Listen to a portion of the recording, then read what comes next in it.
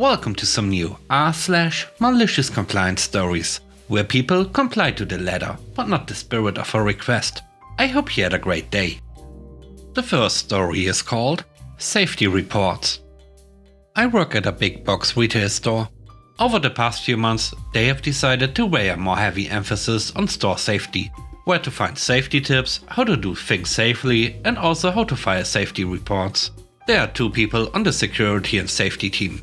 It was around the last month that they really started cracking down on making sure that everyone in the entire store knew how to file a safety report. And the safety guy would spend a decent amount of time going around the store and quizzing people on how to file them and also other safety related things. And as a side note that will become important later, I am pretty good friends with him. Once I was taught how to do it, my compliance began. Normally, working in retail, you do your job perfectly, and there's no real need to file any sort of safety report because nothing bad happens. But with my special case, I like to put it as, most others can do their jobs perfectly and be safe. But as the cart attendant, I can do my job perfectly and still get run over by a truck. Anyone who has worked in retail can confirm just how stupid customers can be at times. Now, when you put them behind the wheel of a multi-ton vehicle, things can get very dangerous very quickly if you don't keep your guard up. And so the safety reports begin to pile in from me. Typically it was about 2 per week. Most of the reports came from having to make a turn or cross through an intersection in the parking lot. I would be stopped waiting for a safe opportunity to continue. A vehicle would come to a stop. I would begin to continue moving carts. And then the car would suddenly start moving and narrowly avoiding hitting me and all my row of carts. And so I would just file these nearly missed accidents. I never really thought much of it. That is until we had a safety huddle for the entire store. That is when the leader announced that the quota for safety reports for the whole store was 1 or 2 a week. Me, it hit that in the past 2 weeks from the safety reports that only I had made, not accounting for the other employees who were also filing. I was effectively giving the store the quota that it needed. I just thought it was funny. Later on that day, told the safety guy about it. In our conversation, he told me that I was actually filing so many safety reports that the head of the store actually got mad at him because I was filing so many of them. As he put it, they told me to teach you guys how to file safety reports, and here you are filing legitimate safety reports. I don't know why they are mad. As we later put it, management quite doesn't recognize how dangerous it is to be in the parking lot.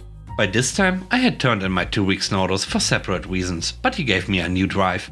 Just the knowledge that I was effectively taking blows at upper management just by doing exactly what they wanted me to do was enough to switch from normal compliance to malicious compliance.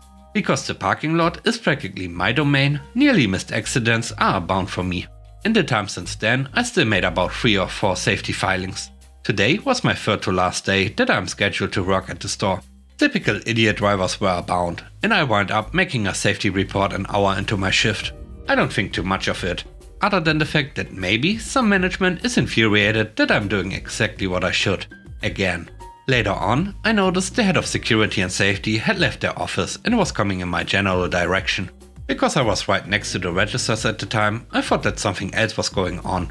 Just gave him my typical greeting, but was surprised when he came towards me and stopped. He said to me, "Hey, if you ever have any more safety filings that deal with vehicles, just come to me or the other safety guy and report it to us directly." As soon as he left, I felt a sense of victory. My compliance, in both malicious and non-malicious forms, was too much for management, and they finally buckled under the weight of my safety report filings. I was almost laughing at the thought. I told a few coworkers about it, and all of them agreed with me that it was hilarious. The guy with the most dangerous job just got asked to stop making safety reports on the most dangerous aspect of their job because they were filing so many. As I said before, I already have my 2 weeks in, and I only have 2 more working days to go, so I don't really care that this feels unusual and not right. I'm just happy to move on to a new job. The next story is called What About the Back Window? This happened a few years ago. I was filling up my old car and the windshield was pretty dirty, so I used the squeegee to clean it up. As one does sometimes when letting the pump fill the car up. The pump clicked off, indicating that my tank was full, but I wasn't happy with the dirt still on the windscreen. So I hung up the fuel nozzle, then went over the dirty areas of the windshield again. From behind me, I heard, "Oh, come on." Apparently, the two gentlemen in the car behind me were a little bit impatient and were unhappy I chose to go over the window that second time. As I was finishing that, one of them said, "Hey, what about the back window?" He was right. The rear window on a CRX is pretty close to horizontal and it does collect dirt. So I went back to the bucket and started cleaning the rear window as well. Then, just to make sure I was extra safe, I cleaned the side windows. And then the outside rearview mirrors. I'm pretty sure I could see steam coming from the other car.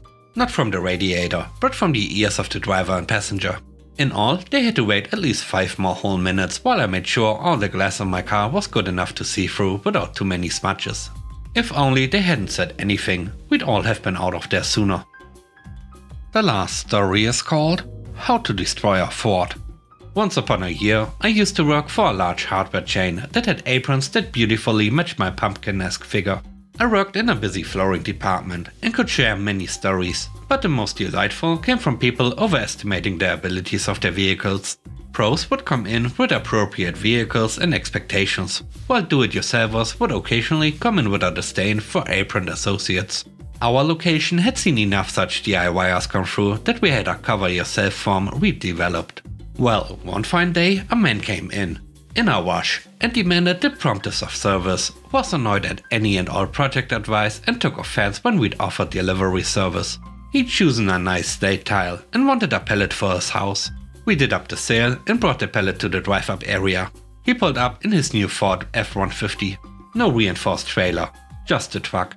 That truck can carry roughly 2,000 pounds, give or take. The pallet was about 3,800 pounds. I told him that we would need to break open the pallet. He could take half right away and the other half later. The man went ballistic.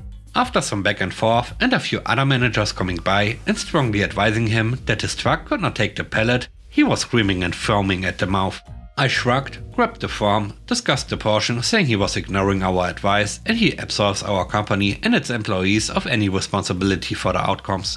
He signs it, settles down, and our forklift starts to bring the pallet down on this poor truck. Once the shocks had bottomed out, I called for the forklift operator to stop. I showed the guy. The operator confirmed that only half of the load weight had been transferred, and we gave him a final chance to reconsider. No such luck. I indicated for the forklift driver to continue, and there was no immediate catastrophic failure.